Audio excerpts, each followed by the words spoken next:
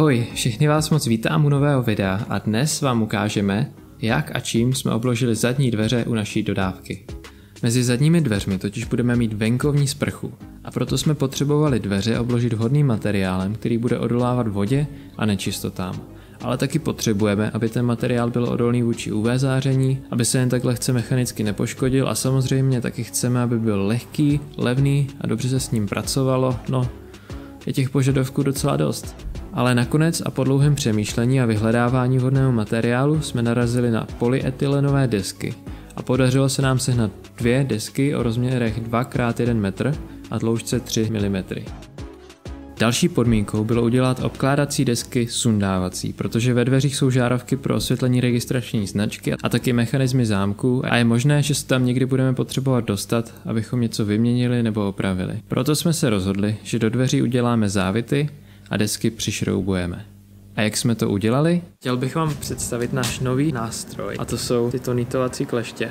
Kleště na nýtovací matice a ukážu vám, jak fungujou. Fungují jednoduše tak, že do předvrtané díry uděláte závit, kam potom můžete připevnit šroub. Takže si vybereme matici se závitem o požadované velikosti, našroubujeme na kleště, vsuneme do předvrtaného otvoru a potom kleštěmi matici přinýtujeme. Tak a máme takovýto krásně přinýtovaný závit. Teď můžete vzít šroub, který do matice sedí a přišroubovat. Tak to bude teďka náš největší pomocník, protože pomocí nýtovacích matic budeme přidělávat většinu zařízení v dodávce, hlavně obložení stěn a potom i postel, nábytek a víceméně všechno budeme spojovat tímto způsobem.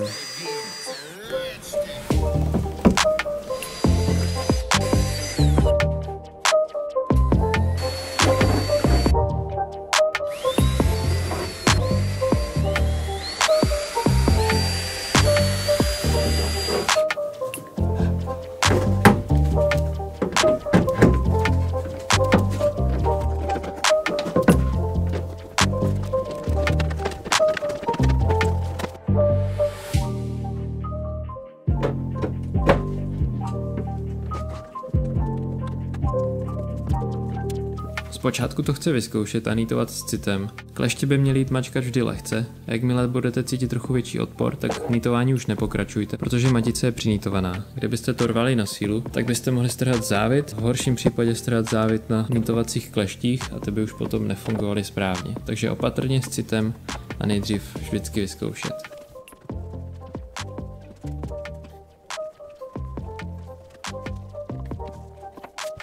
Když jsme měli závity nanýtované, mohli jsme se pustit do úpravy polyetylenových desek. Dveře jsme si nejdřív obkreslili na karton, ten vyřezali a potom ještě doladili a zpřesnili, aby dokonale kopíroval dveře.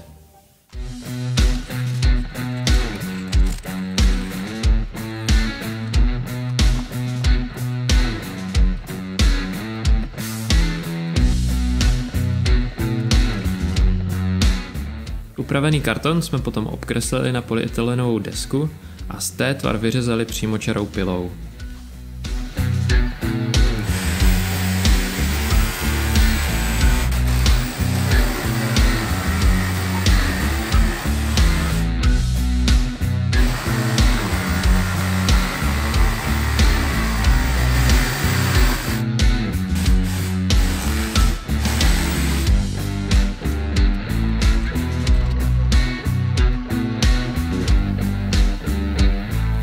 Tak a teď nám ještě zbývá vytvořit otvory pro šrouby a pro zámky. Musíme najít přesnou polohu, kde máme nanýtované závity a tam udělat díry do plastové desky.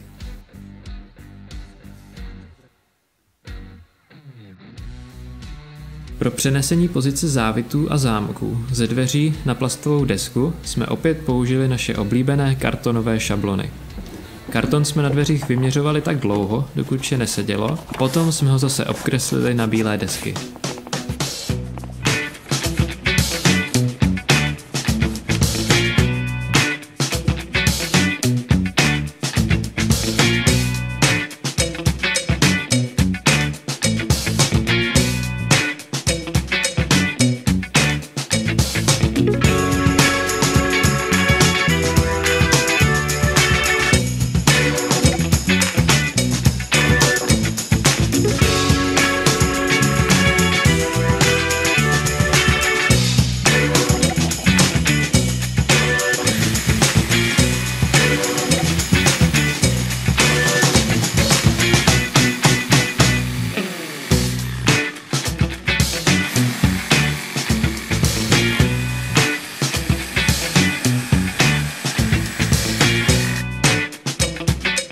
Na závěr jsme ještě obrousili všechny hrany a už nám zbývá jen desky přišroubovat na dveře.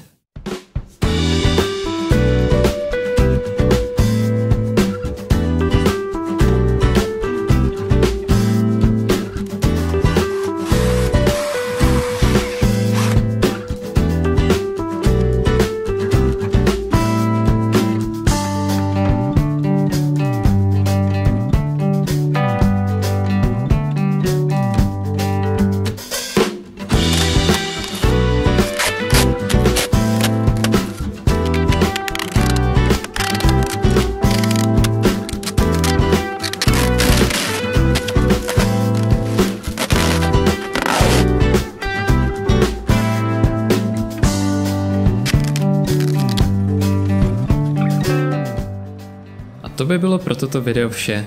Doufám, že se vám líbilo a pokud ano, dejte nám prosím odběr a like a dolů do komentářů nám můžete napsat, co si o tomto řešení pro obložení dveří myslíte, případně jestli byste něco zlepšili nebo udělali jinak. Moc se na vás těšíme zase u dalšího videa.